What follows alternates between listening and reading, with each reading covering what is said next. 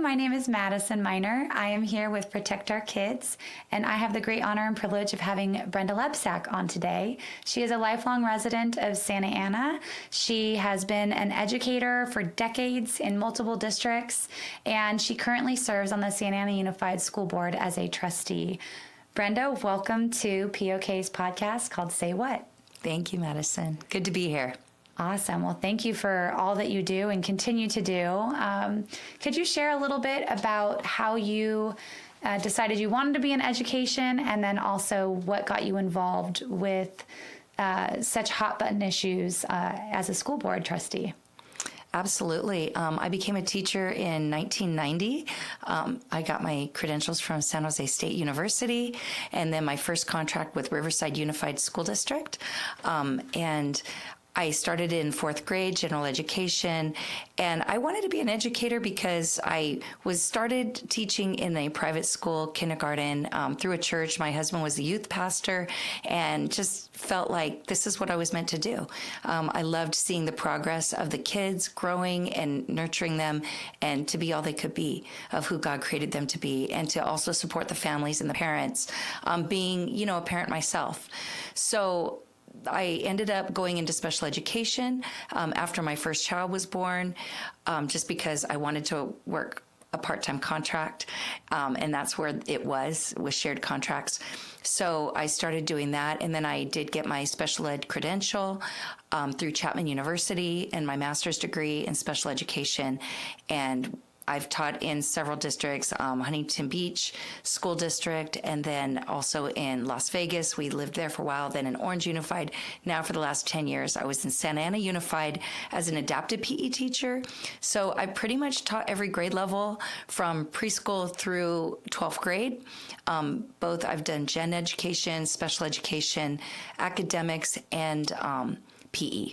Oh my goodness. So you've done it all. That's wonderful. I've done actually alternative education too with the court system. Oh, wow. Well, thank you for your time in the schools. I know that your time has since become retirement because of your new vocation. So can you kind of go into detail about why? Why did you run for school board, and what it's been like for the last couple of months on the school board? Well, I originally ran in 2016 for Orange Unified. I was a teacher in Santa Ana at the time, and I was just approached and asked to run. I didn't know very much about the insides of the politics and didn't see myself as a politician at all. But I went ahead and did it. There's a story behind how that happened, but I'll get into that another time. But anyways, I did end up winning, didn't expect to win, to be honest. And then I just started learning a lot because I started delving into the policies and having an education background, and also being a part of the teachers union, the California Teachers Association, and my eyes were starting to open about radical ideologies coming in through the framework from the California Department of Ed, and then seeping in through the policies, and notice laws where definitions were changing. I felt like they're literally changing the construct of humanity by saying in 2017 that there was a third gender called non-binary. But yet when I looked at my California Teacher Association magazines in the mail, I saw that non-binary wasn't actually just one gender. They were listing many genders. And I thought, my first job as a teenager was Baskin-Robbins. And the way I saw it was, this is like calling Baskin-Robbins one ice cream flavor, when actually it's many, and it's really deceptive. The wording is deceptive. And so I thought, wow, this is radical.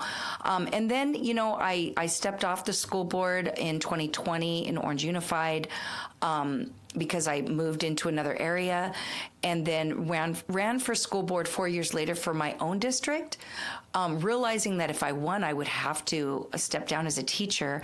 But to be honest, I only ran to inform my community because it's very Hispanic, very non-English speaking. And I thought, I just don't want to enable deception anymore as a teacher to the very city where I was born and raised in. I just couldn't do it anymore.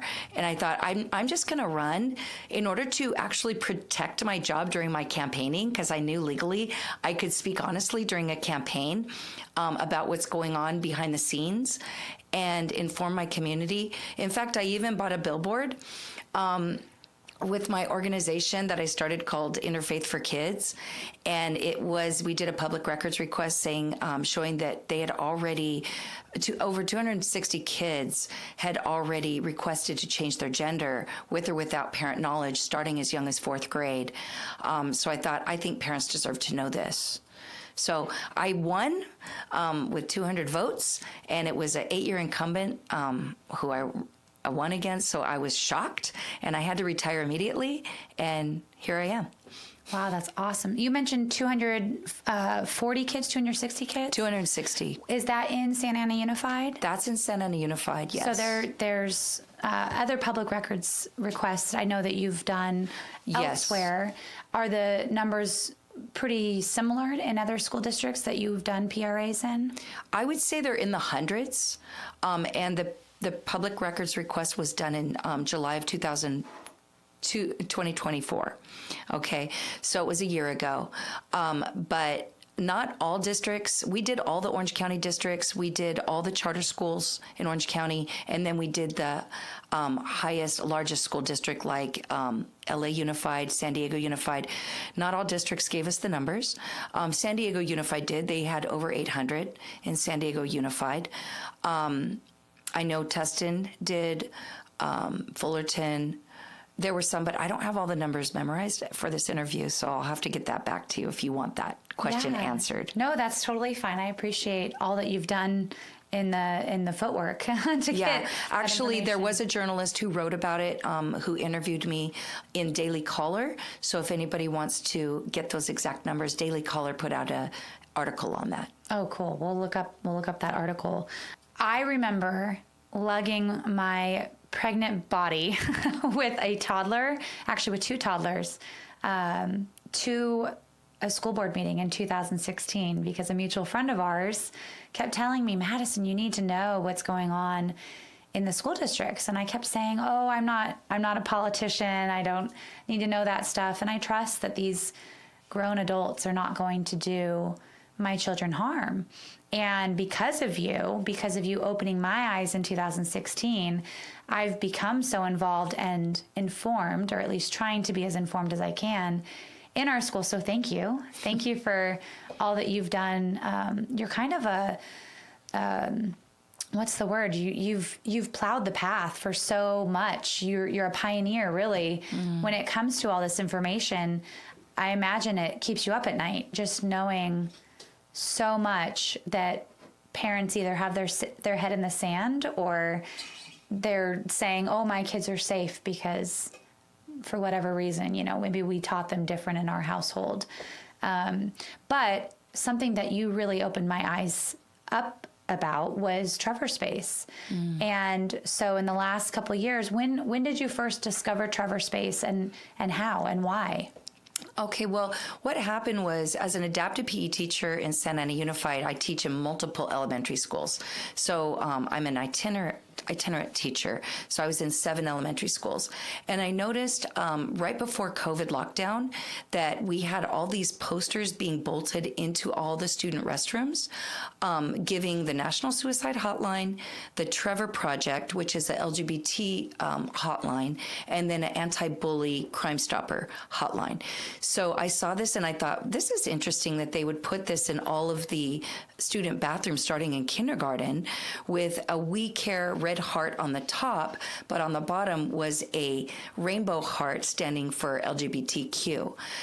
So then after the COVID lockdown, we weren't on campus, but when we came back on campus, I noticed all these new books coming into our libraries and being featured on the shelves. So they were books such as What Are Your Words? There was a book called It Feels Good to Be Yourself.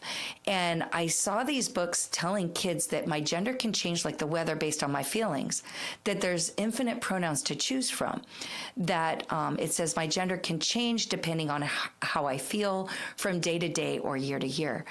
And I thought, wow, this could confuse kids. This could actually create a mental crisis. And as a child, my own childhood, I was definitely a tomboy. So much so that if I was in an unfamiliar environment, if I walked into a girl's bathroom, the girls would kick me out and say, there's a boy in the bathroom. And so I knew that if I would have been reading these kind of books at a young age, I would have definitely fallen prey to this ideology that I must be a different gender, that I'm not, I'm trapped in the wrong body, right?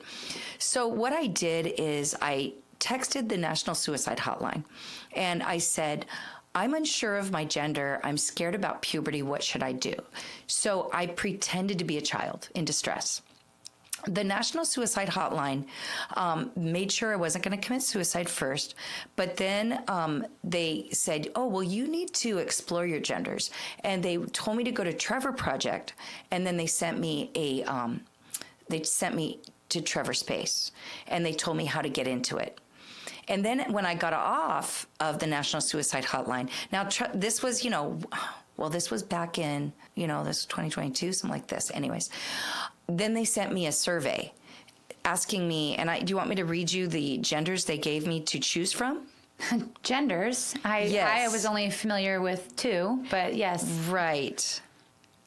So they said, how do you identify? Please select all genders that apply. So more than one can apply. And this is the National 988 Suicide Hotline. They gave me agender, boy, man, gender fluid, gender queer, girl, woman, intersex, non-binary, trans, trans-masculine, trans-feminine, two-spirit, prefer not to answer, or write in your own identity. Your own identity.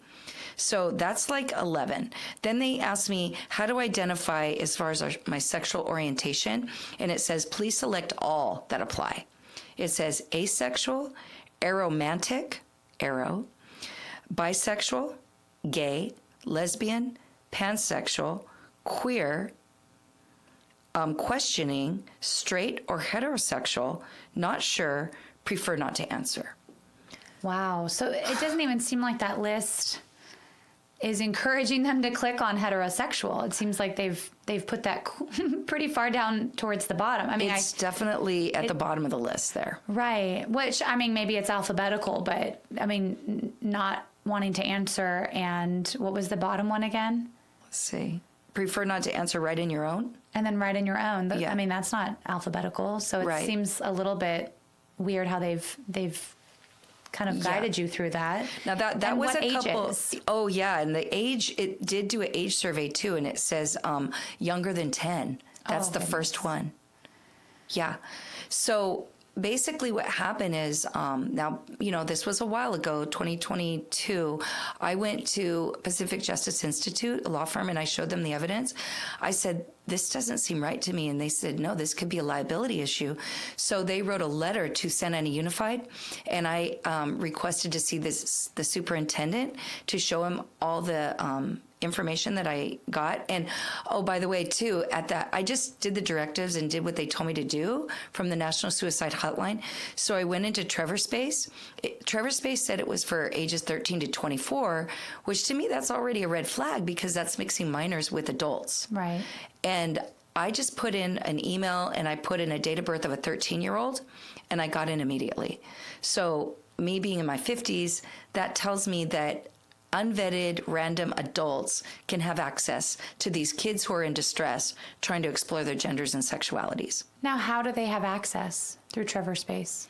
I just got in immediately. I got in and I was able to see all these different chat spaces. Chat spaces. And these chat spaces that I saw were like Guilt and Secrets, which, that's a red flag for groomers, right?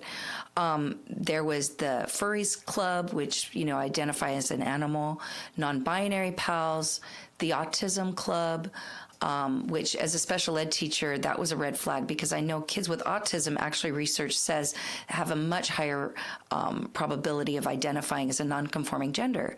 First of all, they're a lot more easier to manipulate as well. Right. Then I saw a gay men's club with a tagline that said, "Let's talk about boys!" Oh, wow. Exclamation point. So I'm like, they're not even hiding this. There was a regressor space, which is basically age identity, meaning, oh, you could be a 50-year-old man and say you're a 16-year-old girl. Okay. Okay. They had chosen family, meaning if you don't want to, you can be a part of a different family, not your biological family, because we're the ones that affirm you. There was another group noticed other chat clubs when they went in and they saw like queer Muslims, queer Christians, LDS clubs saying how you can leave the Mormon church, roommate squad. It goes on and on. There was a witchcraft club, a Satanist club, Trevor witches. A lot of the occult are wrapped around this. The anarchist club. They had tons of clubs like this. That's crazy. I actually went on. We did an interview because I also help out with Moms for Liberty and CRA. And so after you and I spoke, I actually went on my computer and I made my own profile and said I was a 12-year-old. I think it was... You probably have to be 13. Was it 13? Yeah. Okay, so I said I was a 13-year-old girl that was confused about my gender. And all I had to do was click this link that was emailed to me from the email address I provided, which I gave them, one of my email addresses, went in. And the first thing that Trevor Space taught me, this 13-year-old girl, was how to delete my browser history with a click of a button. And I'm not a computer genius, but someone who maybe is watching this can tell me. I assume they created some sort of a protection or an algorithm through their web browser so that through Trevor Space, if you want to, you can delete your browsing history as a 13-year-old so that mom and dad can't see what you were up to. And that's wild to me because, when did parents become these dangerous enemies of their children? Do you know? I mean, I don't honestly know. I mean, Trevor Project also has a quick exit button, and that's the first thing that pops up. Yeah. That's a good question that you mentioned. I noticed that when, as a PE teacher, and, I have done academics as well, but at the time I was a PE teacher when the health framework came out in 2018 from the California Department of Ed, and this 300-page document or more, it had things in there I had never seen before. And this is like a blueprint for curriculum writers, for textbook writers. So if you want to get a state adopted textbook, then it has to fall within the range of the framework and the standards. So when I looked at the framework, I saw a term I'd never seen in our framework called spiritual abuse, defined as using religion to justify rigid gender roles such as binary, male and female. So that told me that, wow, just the belief that gender or sex is male and female could deem a parent abusive. Wow. It doesn't have to be neglect or physical abuse or anything or verbal abuse. It can simply be your belief system. So that to me was just a huge red flag. Oh, absolutely. Yeah. Because again, parents are not the enemy. And for them to assume that instead of assuming that we are our children's biggest advocate and protector, exactly. It's mind-blowing. Yes. And I think it's completely false and it's dangerous that these school districts are now saying we are your family and we'll be, the ones that will protect you from your parents because your parents will never accept you the way that you think that you are with your gender changing and fluidity, right?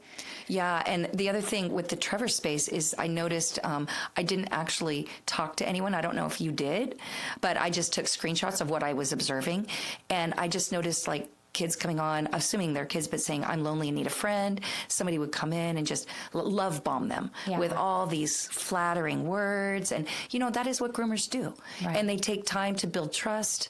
And it's just, I actually also, by the way, I forgot to mention that when I did take this to my school district, they did actually remove all those posters from all the student restrooms. Oh, great. Saying that it was age inappropriate. So at least they took them out of all the elementary bathrooms. They didn't necessarily do the secondary schools, but so they they're did. Still in the middle schools and high schools potentially. Yes, I have seen them there. as a school board member. Wow. Yes.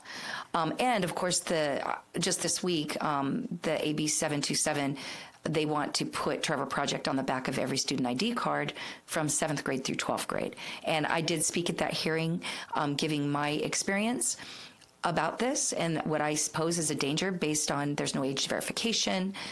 That's an international platform. Right. So basically, people who are coming in from another country, they don't have to go under United States law either, So, and then I brought, I brought it to a private investigator who is a former retired SWAT, and he's done, private investigation for human trafficking. And I asked him to check this out. He did. He posed as a 14-year-old boy, and he said that somebody contacted him, talking with him and then asking to carry the conversation on an outside platform called Discord. And he said his experience is that Discord is known for child abductions. Oh, wow. Yeah, child pornography. And so it's an unmonitored type of platform. And so he's just like, no, this is so dangerous. Yeah. Well, and they found all the loopholes to get around. Of course. This, yeah. Yeah, of course. Legally. And so, speaking on AB 727, I know that it has passed in the Assembly. It's headed to the Senate's Appropriations Committee. And so the bill proposes, like you were saying, that on the back of their student ID cards, they have to wear them. They wear them on a lanyard. I don't know. I think different districts schools. do different things. I didn't know that they wore them on a lanyard. But yeah, so I've seen a lot of the students wearing them on a lanyard with, the back side will now have a state-mandated QR code. And with a QR code, all you have to do is take your phone, scan the picture, you click on the link, and it takes you to Trevor Space. And that starts July 1st, 2026. Wow. So it's coming very quickly. I think some of them are digital now, too, some of the IDs, student IDs. Yeah. Okay. But there's still access. And so I'd love to explore what you think that's going to do, not just for Santa Ana Unified, but students all over California. Yes. How do you think that that's going to affect the students in your school district that are majority Latino or Latina, and as well as the rest of the California population of middle school, we're talking could be 12 years old, middle school and high school populations? Well, and actually, Trevor Project is national. So even though nationally in other states, they're not putting it on the ID cards, they're still accessible through mental health places, the counseling office, maybe even, medical places. The Trevor Project is actually promoted through the Center of Disease Control, the CDC. It's promoted through the California Department of Ed. It's promoted through so many different avenues. Now, since Trump has come into administration here, he defunded Trevor Project, and he made it to where the National Suicide Hotline is no longer resourcing kids or funneling kids into Trevor Project anymore. Good. Because I tested that out and did it recently. But the National Suicide Hotline is still surveying kids and callers with all these many genders. And they are also giving strange advice, normalizing many gender choices. And there's some very strange types of advice that when I've posed this question on the National Suicide Hotline, they will say, well, talk to your teacher, talk to your friends. A lot of times they won't say, talk to your parents. Yeah. Or if I say I'm Catholic, they won't say, talk to your clergy or your minister. They'll always say, talk to your teacher or friends, which I think is odd. Once in a while, they might say a parent if they think that parent affirms all the many genders that they're affirming. Right. But how will this affect kids? It's normalizing. It's normalizing all these gender choices. It's normalizing, if you think about it, my degree before I became a teacher was actually in counseling. And the definition of psychoses is that your thoughts and behaviors are not in touch with external reality. So they talk about this mental health crisis when actually they're the contributors of creating a mental health crisis where their thoughts and behaviors are not aligning with external reality. In fact, I even tried another crisis hotline. It was teenline.org, where teenagers are counseling teens between the times of 6 to 9. And I said, I think my feelings, it's all based on your feelings. Okay. I'm feeling that I'm a vampire cat. I wanted to see how outrageous I could get. Yeah. And they said, your feelings are never wrong. Okay. And they said, whatever you feel is good, is right. Don't feel any shame about that. It's okay. Yeah. And I'm like, wow. Well, if I identify as a bird, okay, does that mean that I could jump off a 6-foot building and think, my arms are going to turn into wings and plummet to my death? Right. So how is this actually preventing suicide? I think it's doing the opposite. And you can take it even into like a bank robbery. If I go and rob a bank, but I identify as someone that's innocent, does that mean that I can get away with that money? Right? I mean, that's how, in my opinion, that's how ridiculous that sounds. Yeah. Because they're saying, oh, you can be anything you want to be. Well, if I want to be a bank robber, by golly, I'm going to be it. But then I'm going to identify as a free person that's not guilty. Is that acceptable in their eyes? I mean, I haven't tried that one as the bank robber, but you can really follow this logic in that way, and it's dangerous. Yeah. Because when you mentioned I'm free, the word free is key. And that's even how I've seen it in the preschool books. I have one, I think, right. Oh, did I bring it? It says, they, he, she, me, free to be. And it's all about freedom, and that you have the freedom to be whoever you want to be. And, well, what is that going to look like? Are we talking about changing species? Are we talking about, different objects? Right. What does that look like? So it's kind of, it's definitely scary. It's very scary. And so these kids have such easy access. I mean, you and I both did it. I didn't do it as in-depth as you did, but it didn't take verification. They never asked for proof of my age. I made up a birthday just knowing I have 4 kids, so I know kind of where their birthdays run, right? So I was able to guess on an age and click it in there. There was no verification. So, I'm a 40-year-old woman. You're slightly older, but you were able to also get into there lying about your age. Yes. And we were able to create these profiles that were very quickly contacted by strangers, or we could search through these chat browsers, right? Through these chats, and make friends with perfect strangers. Who knows what their background is? Maybe it's a 50-year-old pedophile that's identifying or saying that they're a 13, 14-year-old female or male child in these chats as well. How are we to then monitor as parents that they take these conversations to Discord, which sounds like it's a very easy jump to this other application. And now there's this potential grooming happening with this pedophile with a child. Yeah. It's wild. Yeah, and when we brought this up in the hearing on July 9th in Sacramento, the author of the bill, I forget his name, is it Mike Gonzalez or something? Okay. The assemblyman.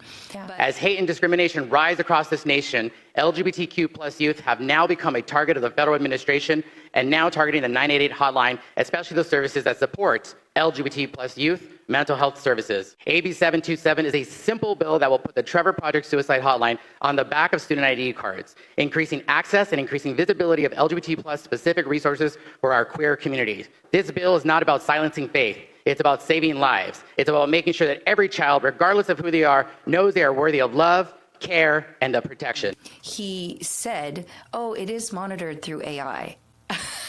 Trevor Space is monitored through AI. So I think also about suicide, that when you think about sextortion, when you get a kid to maybe take a picture of themselves and send it to somebody, and then say, I'm going to share this picture everywhere, it's almost like blackmail, right? Yeah. It is, you do what I say, otherwise I'm going to send this to your parents, I'm going to send this to your friends. Right. And then that kid feels trapped and feels like, oh my gosh, my life could be over. That could actually cause suicide right there, because now they have this guilt and secret that they don't want shared. And how am I did something so embarrassing, so shameful, I can't live with myself anymore.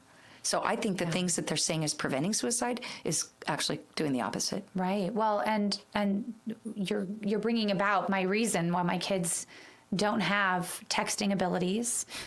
They do have iPads, but it's, they're playing educational games, taking languages, doing that kind of stuff, because I have read into so much and done so much deep diving into these platforms that I don't feel like it's safe for children to be texting or being on apps. 100% they shouldn't be on these apps, but even texting, because like you said, with the sextortion, it's it's real. I've heard stories from local moms and dads who've lost children from suicide because they sent in a picture. They were, coerced into sending in a naked picture. And just like you said, held over their head. They couldn't handle the pressure, and they chose to end their lives instead of, come out and say, Mom, I'm sorry, I messed up. I did this.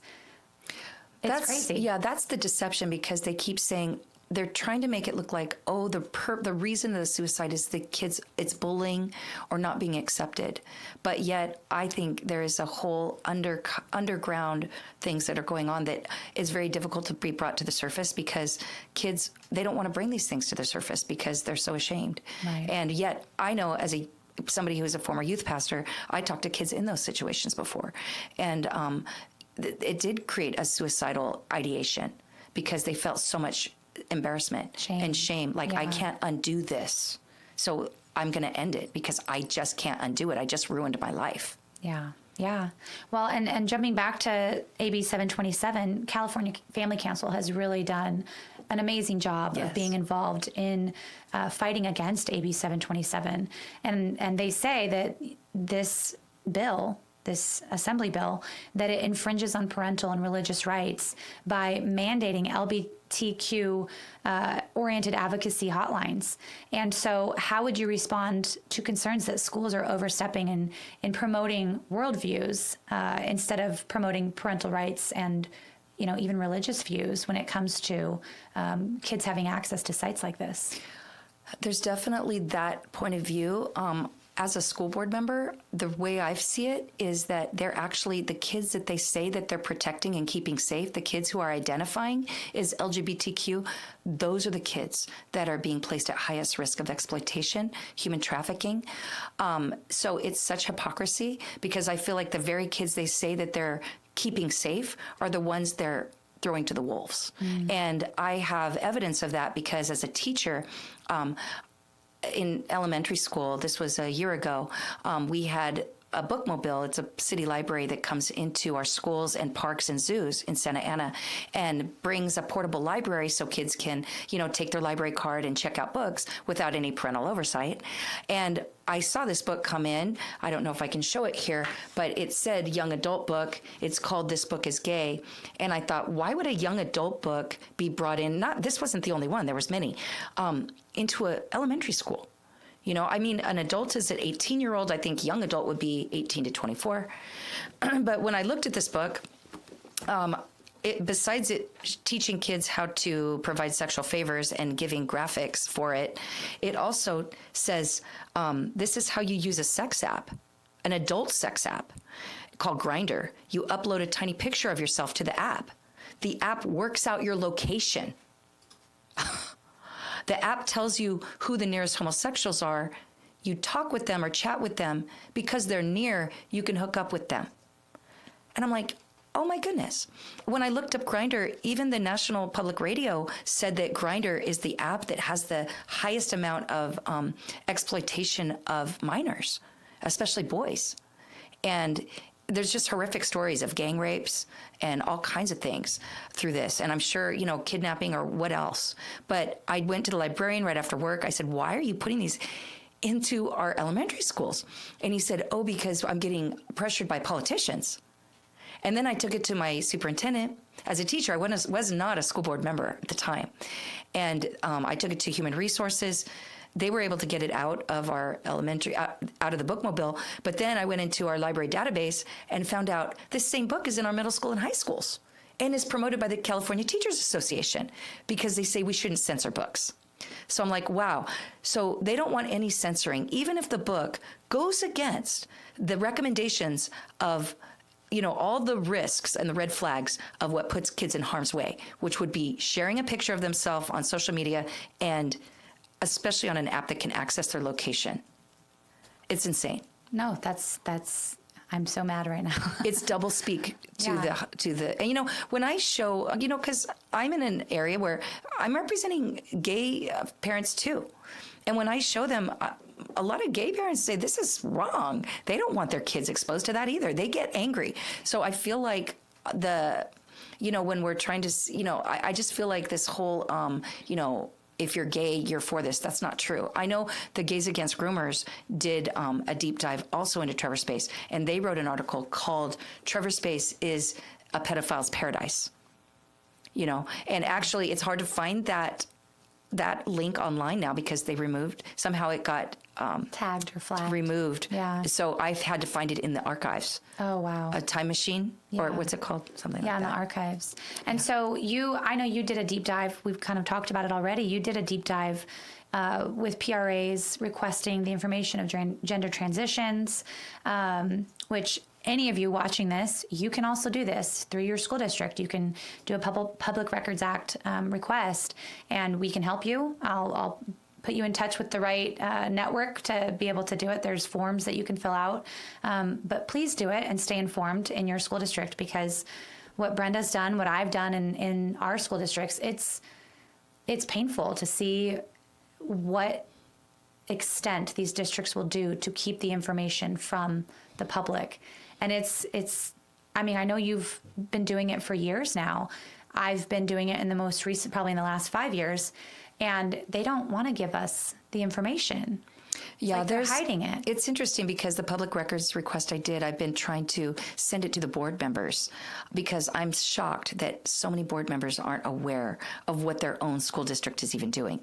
But like with my district, because we passed a policy in 2023 that comes from the California School Board Association, you can just ask, you know, do you have board policy 5145.31?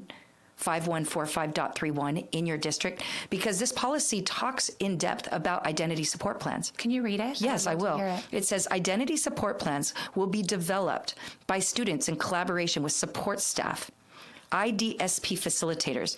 IDSP stands for, I guess it stands for Identity Support Plan Facilitators, must complete trainings, IDSP planning before engaging in this process. All gender nonconforming students have a right to complete an IDSP plan to ensure equity and safety throughout their educational learning environment. Guidance for the development of IDSP may be found in AR 5145.3. Yeah, so I asked my district, actually, we're going to be having a meeting this month, and I have requested that because we have an ed code, 51101, that says parents have the right to be informed. Mm-hmm. We also have the LCAP, the Local Control Accountability Plan, that says we are mandated by the state to engage our community and have transparency with parents. So because of those two mandates, I said, I want to know as a board member, who is our facilitators that's mentioned in this policy? Right. Who is being trained to create these gender support plans? And I do have a copy of the gender support plan on my website, brendaforkids.com, the number 4, brendaforkids.com. And they can see what an identity support plan or gender support plan looks like. But I am asking for full transparency on this. And we also I have been, every month, we have a lot of overnighters, such as the science camps, 5th grade science camps. We have, speech and debate that goes on tournaments. We have our athletic programs that are, competing across, the state. So I have been denying overnighters because of this policy. Because the policy says about overnight field trips, it says the school has an obligation to maintain non-conforming students' privacy and cannot disclose or require disclosure of the student's gender's non-conforming status to other students or to their parents. Wow. Right there. Yeah. So if you're sending your child on an overnighter, there's no way, let's say you have a teenage girl, there's no way for you to know if a biological boy will be sleeping in the same hotel room. Right. There's no way for you to know if a non-conforming, non-binary cabin leader who is a biological male might be the leader for that girl's 5th grade cabin. Right. Yeah. Because according to this policy, they can't tell the parents. Right. They won't. They can't and they won't. They can't and they won't. So the only thing as a board member I know to do is to say we at least need to be fully transparent about what parents can't know. That we need to tell them ahead of time so they're not blindsided. Yeah. Like they were in Los Alamitos School District, where these 5th grade girls came back from science camp saying, we had a non-binary biological male cabin leader. Oh, wow. And the parents had no idea until after the 5-day camp. I even heard from Orange Unified parents whose children came home from school and said, I'm really confused. I don't remember the child's name. Johnny was put in my cabin, and now Johnny wants to be called Susie. And they said, I've gone to school with Johnny since TK, kindergarten, and I know that's a boy. Why am I having to share a cabin with this boy? And these parents reached out to me and said, help. Like, what can we do to stop this? So they did. They went to the school and told the principal, and the principal said, well, this is against our policy. We can't disclose the child's gender to their parents or to you even. And we also cannot stop them, if they want to, from housing or bunking with the gender that they identify with at outdoor ed camp. Outdoor ed camp, that's 6th grade. So these little kids... Sometimes 5th grade. Right, sometimes 5th. So these little kids came home and told mom, and so they were able to do something about it. So what ended up happening was that child had their own cabin for outdoor ed alone, because the other school found out about it that was going to bunk with them. And so they ended up saying, well, we're not going to share cabins with that school then, had their own cabin. So they ended up having one cabin specifically for this transgender child.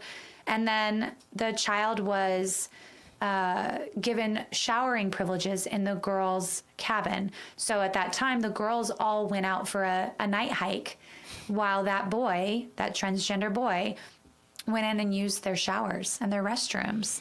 And so, like you just said, there's a protection that the school districts think that they are protecting that child from their parents, but really it's endangering or putting the girls who, have to share that space into a really bad situation. Mm-hmm. And it could have been a lot worse. What if that little boy it was never told to the parents that little boy was going to be sharing a cabin with them? Well, what if something happened?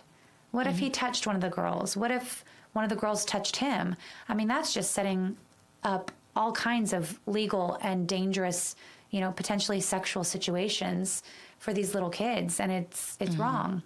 It's also very confusing. And I mean, this is in most of this book, It Feels Good to Be Yourself, is in most of our schools, and it's definitely promoted. Can you show it a little bit? Yeah, there we go. It feels good it's to be promoted yourself. Through the California Teachers Association. So if you have kids reading, you might feel like a boy, you might feel like a girl, you might feel like both boy and girl, or like neither. You might feel like your gender changes from day to day or year to year. So if they're at science camp and they say, oh, well, maybe today, on Monday and Tuesday, I'll be a girl.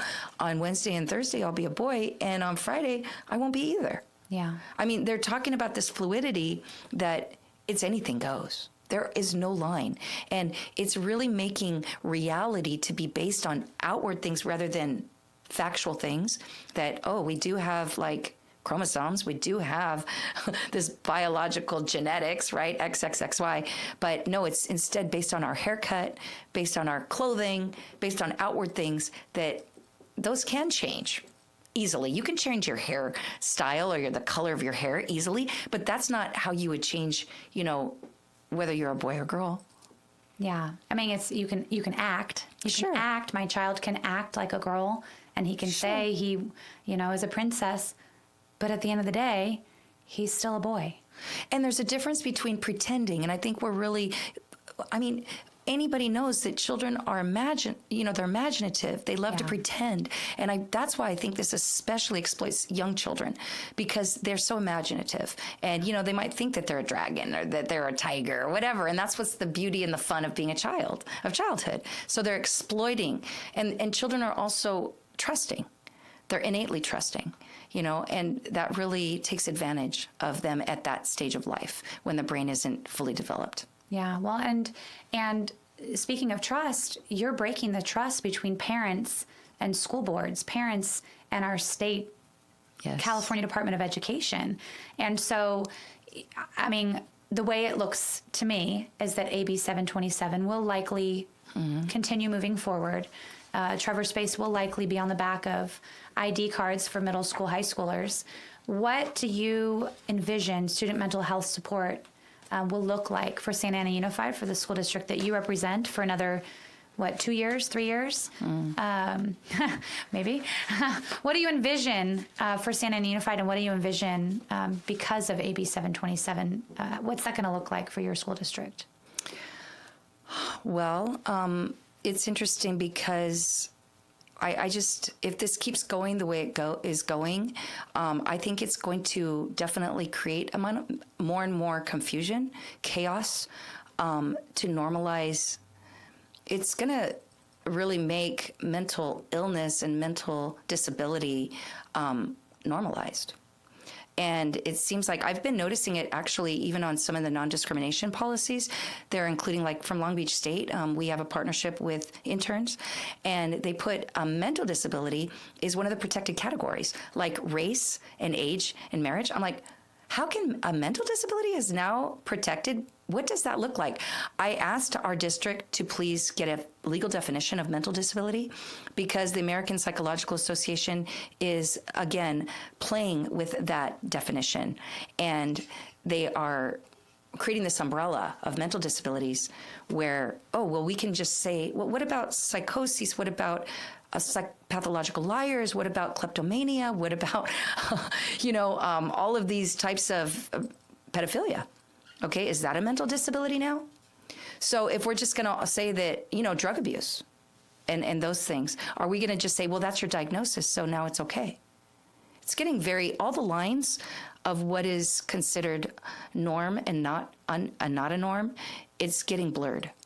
And that's what creates a lot of chaos because there's no moral absolutes, right? And that's where religion comes in, where now religion is considered the enemy because religion, whether it be any Orthodox religions, whether you're Muslim, Jewish, Christian, or Catholic, and you follow the Quran or the Torah, the Bible, the Book of Mormon, whatever, there are some absolutes. It's not just all grays. It's not all, shades of gray, right?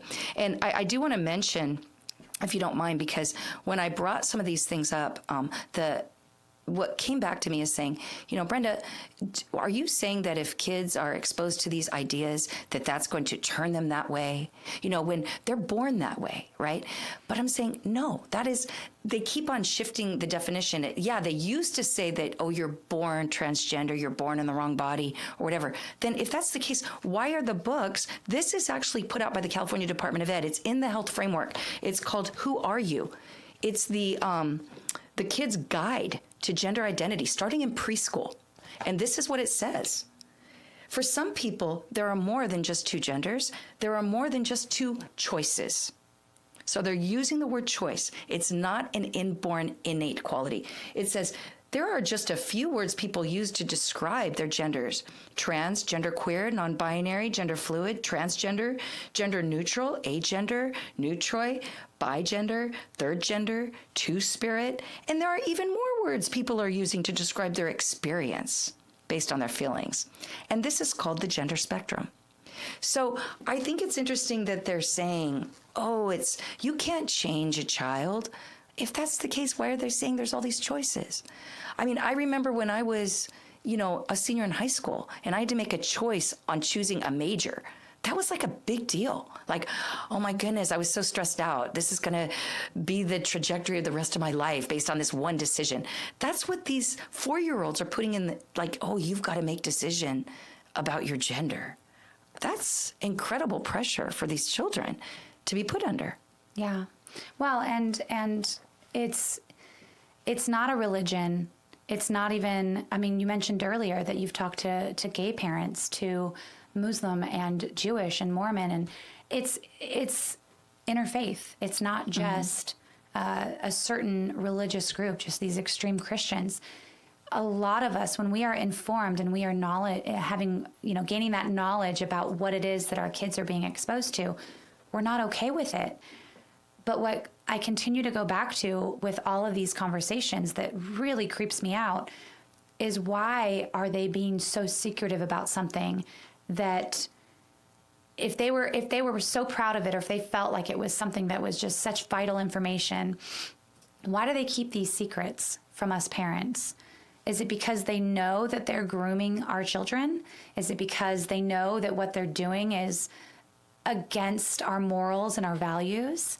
I think that's the bottom line. And so for me, that just ticks me off, because they are taking away our rights as parents to parent our children. We were talking earlier about the 14th Amendment.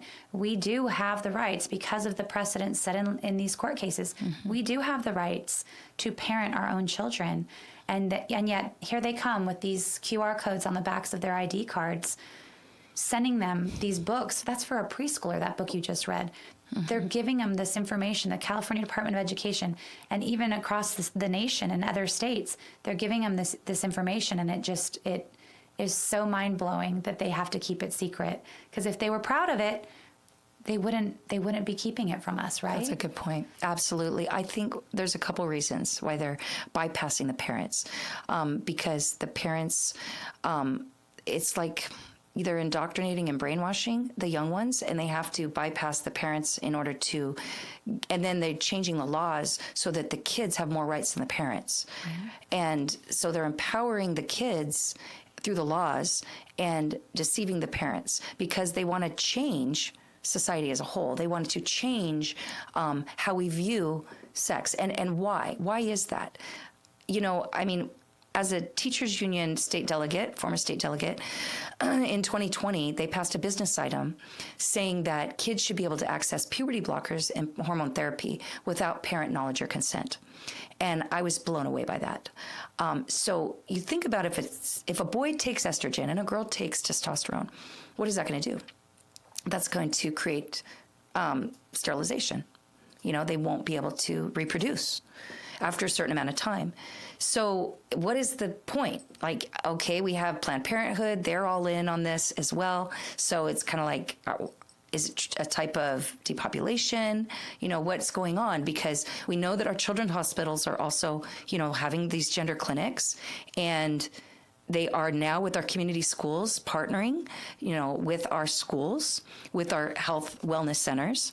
And now our district has something called telehealth, where it's a group called Hazel Health, and they can actually have doctor's appointments with kids in elementary school without leaving school, without the parent picking them up. How convenient. Oh, we'll just let the doctor appointment be here without you present. And the reason is so that it's a convenience of the parent. You don't have to miss work, and the child doesn't have to miss school. So we still get that ADA money coming in every day. But that's creepy to me. That's flat out creepy. Yeah. That the school nurse isn't even supposed to be in that Zoom meeting either. It's just the child and who's on that telehealth, paraprofessional or whoever. Right.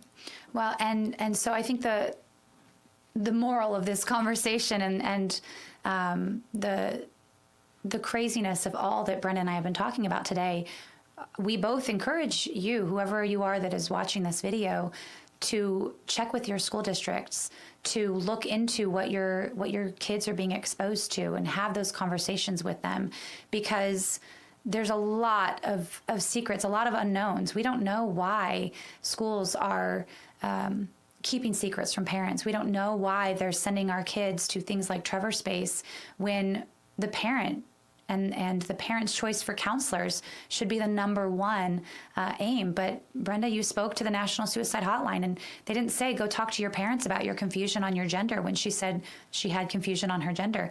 They said, have you asked your friends? Have you asked your teacher? And so, Brenda, thank you. Thank you so much, Madison. I do want to mention about what you just said. One did say talk to your parents, because I did this a few times. Okay. But when I said my parents are Catholic, then they said, oh, well, then talk to your teacher. Yeah. And so that just goes to show there's an agenda that's happening, and we can have our theories on what they are trying to do with our kids. But it's pretty obvious that the general consent, the general idea behind the California Teachers Association and all that's happening in our education systems in the public school sector is to take parents out of the equation with these community schools, with Trevor Project, and with other avenues for these families. And so I encourage you, while you're watching this, to start doing your own research and to start asking those questions and going to your school board meetings and finding out what it is that your kids are being exposed to, because if you don't step up and if you don't start looking into these things, it's going to be too late. Yes. And your kids will already be indoctrinated and told that your parents are these wackadoodle religious bigots that you need to leave home and we are your family. And so, thank you, Brenda. Thank you for your years of teaching in various school districts. Thank you for stepping up twice now to be school board member for Santa Ana as well as Orange Unified. And thank you again for being on today with us on Say What Podcast. Thank you, Madison. Absolutely. So, again, my name is Madison Miner. I'm here with Say What Podcasts with Protect Our Kids. We have social media avenues with X, not the Twitter, with X, with Instagram and Facebook. We also have a wonderful YouTube channel. I encourage you to go and watch all of those videos. Brenda's been on there many times with other videos with Mark and with George. So please go and watch those videos. Stay informed. You are the parent. They are your children. And I encourage you to do everything you can to continue being the number one advocate and the number one caregiver for your family and your children. Thank you for watching, and we'll see you next time.